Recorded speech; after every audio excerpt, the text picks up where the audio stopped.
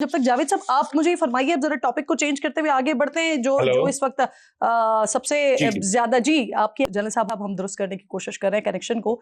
जावेद साहब ये फरमाइएगा, अभी जो इस वक्त सिचुएशन बनी है, ईरानी वजीर खारजा अब्बास इराक्ची साहब पाकिस्तान आते हैं, पाकिस्तान से फिर वो दौरा करने के लिए जाते हैं ओमान की तरफ और फिर दोबारा पाकिस्तान आ जाते हैं।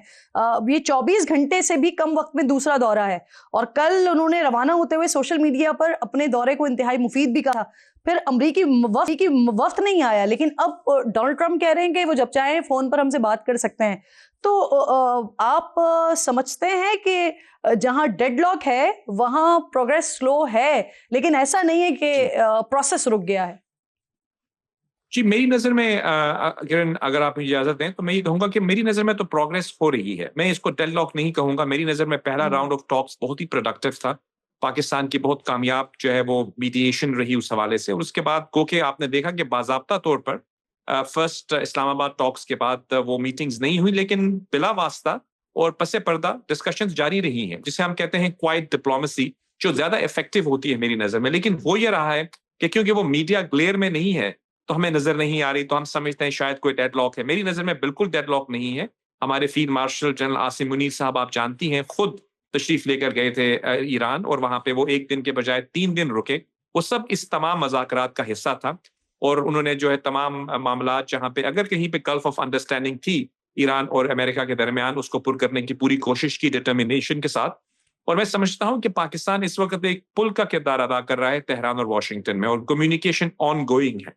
अब जहां तक सवाल है अगरची साहब के विजिट का, तो डेफिनेटली जब वो निकले तो उन्होंने ये बताया था, आपको याद होगा, मैं थोड़ा पीछे लेके चलूं, जब जेडी वैंस जा रहे थे अपने पहले मुज़ाकरात के बाद, उन्होंने ये कहा था कि हमने अपनी प्रपोजल या अपनी ऑफर जो है वो टेबल पे रख दी है, अब ईरान के ऊपर है कि वो हमें जवाब दे। ईरान के कोर्ट में जी, तो मेरी नजर में ये जो वक्त लगा है थोड़ा उनको अब वहां से अपनी प्रपोजल का जवाब लाने में, आप जानती हैं कि जो लोग ईरान की इंटरनल पावर स्ट्रक्चर को समझते हैं वो ये बताएंगे आपको कि ईरान के अंदर जो डिसीजन मेकिंग है वो स्ट्रेट फॉरवर्ड नहीं है। वहां पे एक गवर्नमेंट है, एक IRGC है, फिर उनके सुप्रीम कमांडर है, उनके दरमियान मुख्तलिफ टीयर्स ऑफ गवर्नेंस हैं।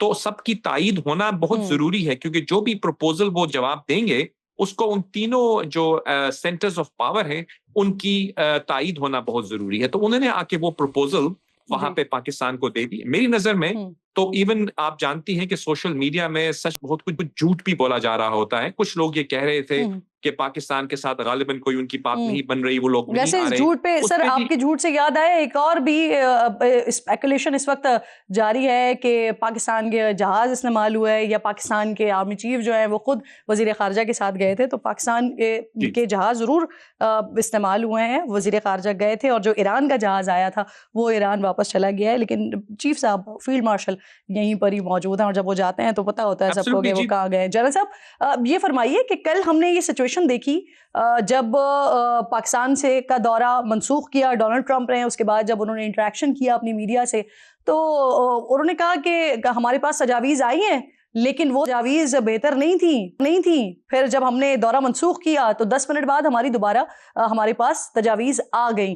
अब हमने ये देखा है, ये सिलसिला मुस्तकिल के जब भी कभी इस तरह की कोई बात हुई है तो उस पर होता ये है कि फौरी तौर पर ईरान की तरफ से उसको रिवर्ट किया जाता है, लेकिन इस बार ईरान की तरफ से कोई जवाबी इसके ऊपर ट्वीट या कोई जवाब आया नहीं है। तो जावेद मलिक साहब जरा इसको रिस्पॉन्ड कीजिएगा, इसको किस तरह से देख रहे हैं आप? आपको लगता है कि वाकई अब कहीं ना कहीं हमें ये साइंस नजर आ रहे हैं कि वो बर्फ पिघल रही है, जिसकी वजह से वो जवाबुल जवाब वाला सिलसिला थोड़ा सा थम गया है? जी किरण साहब, बिल्कुल सही है। देखिए, ट्वीट्स जो आती हैं या पोस्ट आती हैं, मेरी नजर में वो सिर्फ रेट्रिक है। उसमें बहुत सी चीजें ऐसी होती हैं जो डोमेस्टिक कंजम्पशन के लिए होती हैं। आप जानती हैं कि we are in the middle of a war, और वो जो ईरान हो या अमेरिका हो, उसके अंदर अपनी जो उनकी डोमेस्टिक ऑडियंस है उसको तो ये बताना चाहते हैं कि हम अगर डिस्कशन या डायलॉग की तरफ जा भी रहे हैं तो हम एक पोजीशन ऑफ स्ट्रेंथ से जा रहे हैं। तो मेरी नजर में मैं जब कभी भी कोई ऐसी स्टेटमेंट देखता हूं, उसके अंदर जो रेट्रिक है या ब्रवाडो है उसको साइड पे रख देता हूं, और सिर्फ उसके अंदर जो रियलिटी है उसको फोकस करता हूं। है कि जेडी वैंस जो है वो एक वाइस प्रेसिडेंट है US के, वो 15 घंटे की फ्लाइट लेकर इस्लामाबाद आए हैं। इसका मतलब है कि वो सीरियस है डिस्कशन के लिए। इसी तरह जो पहला मुज़ाकरात का राउंड हुआ था, ईरान के जो दोस्त थे वो तकरीबन 70 लोगों के साथ आए थे। तो मेरी नजर में दोनों अतराफ जो है वो ये समझती हैं कि जंग उनके इंटरेस्ट में नहीं है, उनको डायलॉग करना है, और वो इसी वजह से इस प्रोसेस में जी। सीरियस हैं। मेरी नजर में अभी जो आपने शायद कुछ लोग ये स्पेकुलेट कर रहे थे कि जो स्टीव कुशनर और जेरेड कुशनर और स्टीव विटकॉफ जो है वो नहीं आए, तो मैं समझता हूँ उसको नेगेटिव नहीं लेना जी। चाहिए। ये प्रपोजल जो जेडी वैंस ने दी थी उसका रिस्पांस अब ये लेकर आए हैं और जी। इसको अब वो कन्वे किया जाएगा वॉशिंगटन में, और मेरी नजर में ये बिल्कुल तमाम ठीक, चीजें जो है बिल्कुल ठीक, बिल्कुल मुस्बत सही। अंदाज में आगे बढ़ रही हैं। जी। जी जी। आगे बढ़ रही हैं। असद साहब, मुझे ये फरमाइएगा, एक खबर आई कि पाकिस्तान ने ज़मीनी रास्ते से ईरान को सामान की तरसील की इजाज़त दे दी है। 2 दिन पहले अल जज़ीरा की खबर थी कि ईरान जाने वाले 3000 कंटेनर्स पाकिस्तानी पोर्ट्स पर फंसे हुए हैं। तो ये मामला कितना इम्पोर्टेंट है और फिर असरात क्या देख रहे हैं आप इसके? देखिए किरण, मेरा ख्याल है कि पाकिस्तान को अल्टीमेटली जो है वो बेनिफिशियरी तो होना चाहिए ईरान के साथ सारे मामलात में। इतनी मुश्किल टास्क पाकिस्तान ने अपने ज़िम्मे ली है। सो मैं कोई अथॉरिटी से तो नहीं कह सकता कि इसका क्या मतलब है, लेकिन ये ज़रूर है, जैसे आपने अपने पिछले क्वेश्चन में फ्रेज़ किया है कि वाशिंगटन डेडलाइन के बावजूद ऐसे कोई बड़े रेट्रिक्स भी सामने नहीं आ रहे और जंग बंदी ख़त्म होने के बावजूद कोई हमें वो मिलिटरीली कोई इंगेज करता हुआ भी अमेरिका या इवन इसराइल वो नज़र नहीं आ रहा, जो कि बहुत पॉजिटिव साइन है। और तवक्को और उम्मीद यही रखनी चाहिए कि पाकिस्तान की दोनों पार्टियां एंगेज कर रही हैं, एक दूसरे के साथ राब्ते में हैं और बात आगे बढ़ रही है। और पाकिस्तान की अनथक जो कोशिशें हैं उसको किसी भी सूरत इग्नोर नहीं करना चाहिए। जावेद साहब, मुझे प्लीज इस पर रिस्पॉन्ड कीजिएगा। ये जो ईरान को सामान तरसील करने के हवाले से जो इत्तलात आ रही हैं, जो खबरें आ रही हैं, उसको किस तरह से देख रहे हैं और फिर सबसे इंपॉर्टेंट ये कि इम्पैक्ट क्या होगा इसका?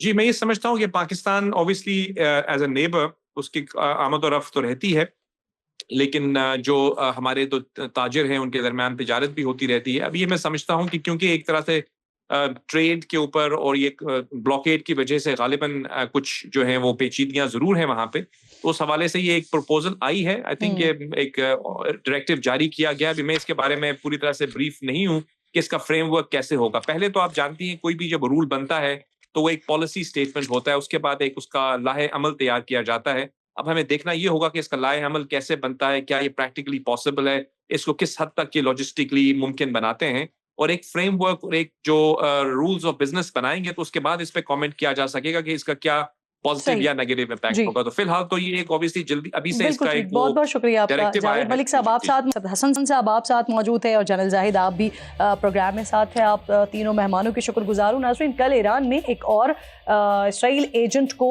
फांसी दी गई है। ईरानी मीडिया के मुताबिक इरफान कियानी पर जनवरी के एहतजाज में तकरीबकारी और दहशत फैलाने के इल्ज़ाम थे। ईरानी सुप्रीम कोर्ट ने भी इसकी सज़ा बरकरार रखी, जिसके बाद उसे फांसी दे दी गई। 2026 के 120 दिनों में तकरीबन 700 फांसियां यानी यौमिया 5 से ज़ायद अफराद को लटकाया गया है।